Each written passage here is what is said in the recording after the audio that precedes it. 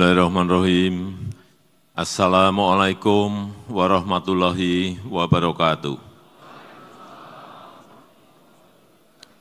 Selamat pagi, salam sejahtera bagi kita semuanya. Shalom, Om Swastiastu, Namo Buddhaya, salam kebajikan. Yang saya hormati para Menteri Kabinet Indonesia Maju, hadir bersama saya Pak Mendagri, Bu Menteri Keuangan, Pak Menteri Sekretaris Kabinet, Pak Menteri UMKM, yang saya hormati Ketua Umum APKASI,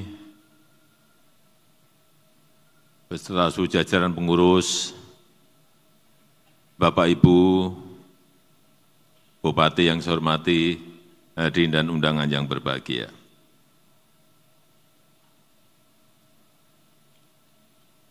Saya kira kita merasakan semuanya bahwa dalam 5 tahun ke belakang, ini adalah sebuah periode yang tidak mudah, sangat sulit, penuh tantangan. Dari sisi kesehatan kita tahu, ada pandemi COVID, kemudian geopolitik, perang yang menyebabkan harga minyak naik dan turun, harga pangan naik dan turun, di Ukraina, di Palestina. Kemudian dari sisi lingkungan juga kita rasakan sekarang ini semakin nyata, gelombang panas, El Nino, El Nina, semuanya. Ini menyebabkan banyak sekali, baik krisis kesehatan, krisis ekonomi, krisis pangan, krisis keuangan, dan kemanusiaan. Tapi kita patut bersyukur bahwa negara kita mampu bertahan dari hambatan-hambatan, tantangan-tantangan yang ada. Dan ekonomi kita masih tumbuh 5,11% di kuartal pertama tahun 2024. Sangat sulit sekarang ini negara-negara bertahan dengan growth di atas 5%. Coba nanti Bapak Ibu cek negara-negara lain angkanya seperti apa. Dan juga inflasi yang bisa kita kendalikan terakhir di bulan Juni 2,5%. Inflasi kita, ini berkat Bapak Ibu sekalian yang selalu rapat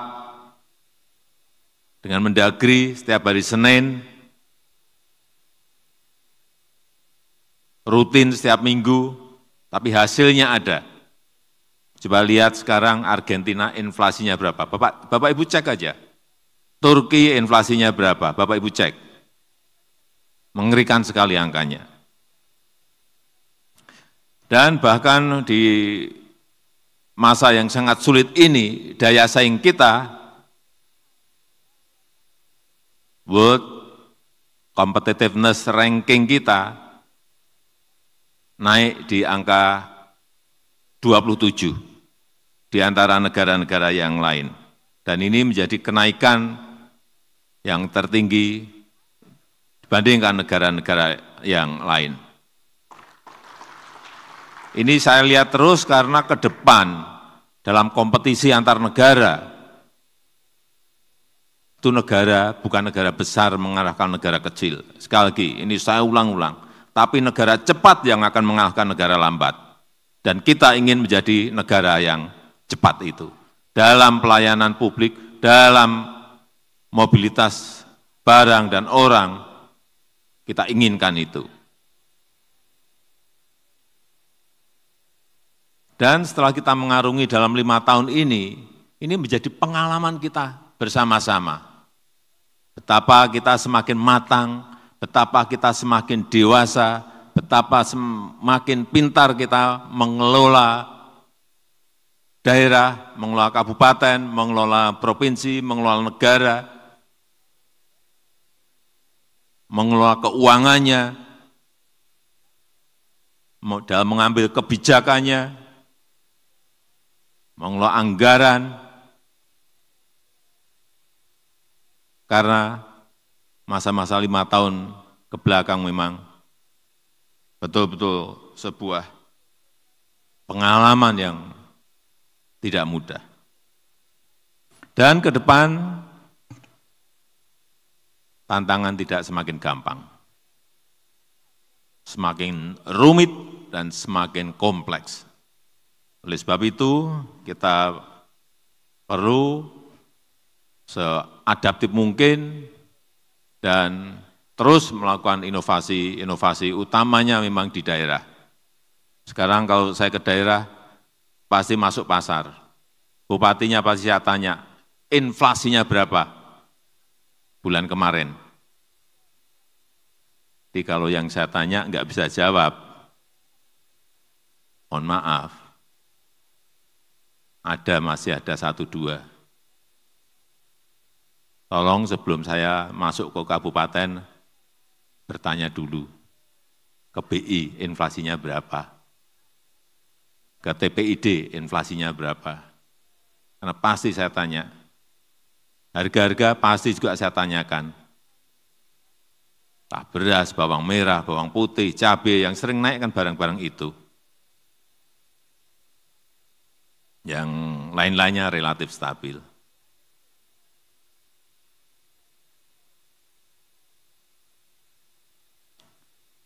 Dan sekali lagi persaingan antar negara sekarang ini semakin ketat. Saya ingin titip bahwa potensi-potensi yang ada di daerah itu harus dikembangkan. Harus dikembangkan.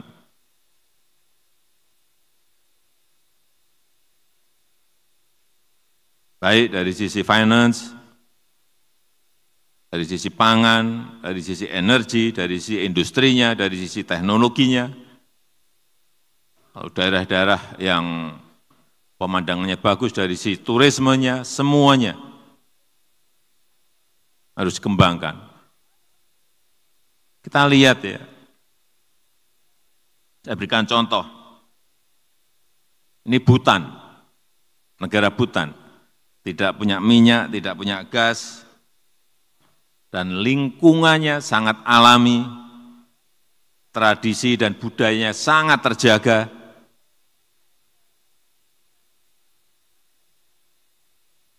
Tapi dia tidak buka negaranya untuk turis sebanyak-banyaknya.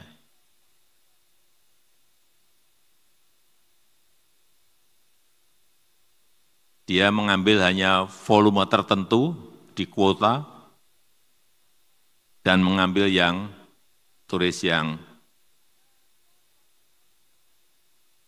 pasar atas, high value dan low volume.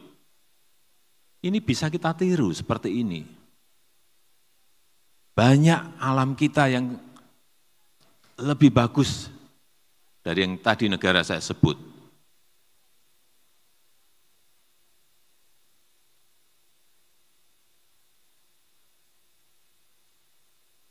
Banyak kabupaten yang unik,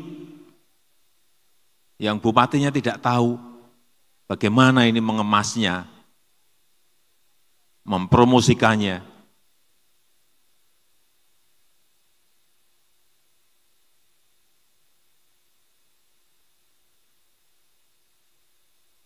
Dan turisnya kena iuran lagi. Sudah datang, bayarnya mahal, masih kena iuran untuk melindungi alam. Saya cek berapa sih ini setahun dia dapat dari iuran yang untuk perlindungan alamnya ini. Hampir 0,5 triliun dia dapat. Bukan dari ekonominya, tapi iurannya saja 0,5 triliun.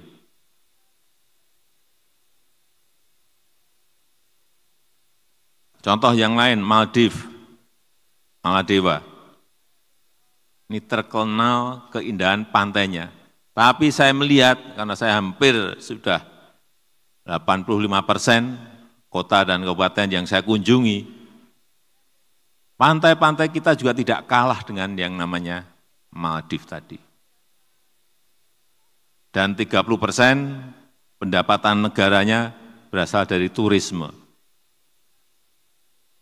Tapi dia menciptakan segmen pariwisata baru. Misalnya, saya hanya membaca aja.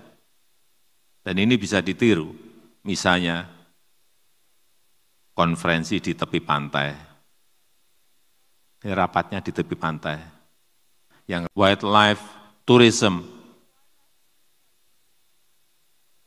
ngantri itu orang yang ingin datang ke sana, menawarkan pengalaman safari yang autentik, melihat satwa di habitat aslinya, kita ini punya semuanya.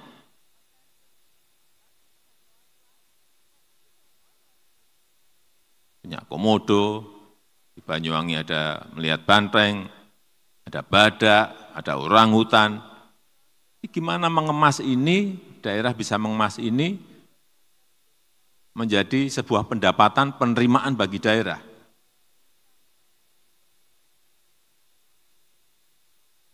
Di Afrika ini bisa menghasilkan 196 triliun per tahun, mengurus masalah itu.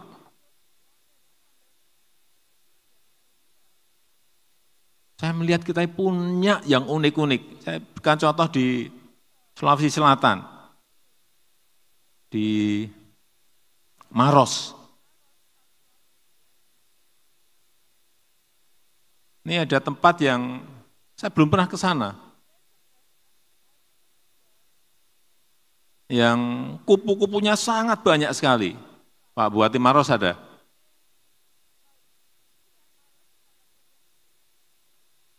Ini sangat unik sekali. Tapi tolong pembangunannya yang benar gitu, sentuhannya yang benar. Jangan sampai barangnya bagus justru disentuh dengan semen. Tembok. Bukan itu. Harusnya yang banyak itu apa? Ditanami pohon-pohon yang menarik kupu-kupu lebih banyak lagi. Ini bisa dijual mahal sekali menurut saya. Kalau promosinya benar, kalau brandingnya benar. Spesifik. Bagus sekali. Kalau sudah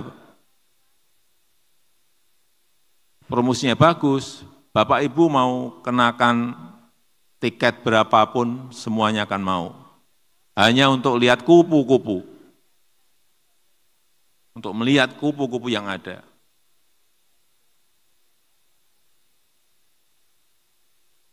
Jangan justru di tempat-tempat yang seperti ini, temboknya yang dibanyakin, semennya yang dibanyakin, bukan itu.